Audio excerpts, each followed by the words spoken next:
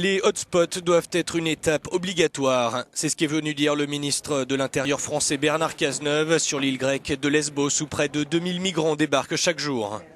C'est donc ici, sur cet ancien camp militaire, que sera installé l'un des 5 hotspots voulus par l'UE. Ils seront opérationnels avant le 15 février. Il faut aussi que les pays de l'Union européenne, et c'est le cas de la France, soient en situation d'aider la Grèce. C'est l'objet de cette visite.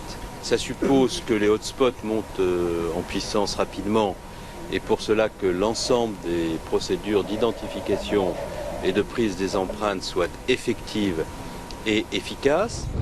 Le principe est le suivant, une fois leur identité vérifiée et leurs empreintes digitales enregistrées, les migrants pourront quitter les centres.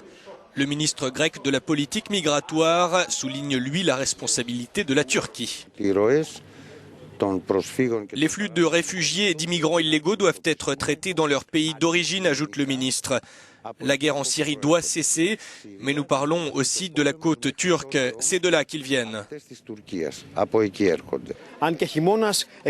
Malgré l'arrivée de l'hiver, des centaines de réfugiés continuent d'arriver sur l'île, témoigne notre reporter sur place.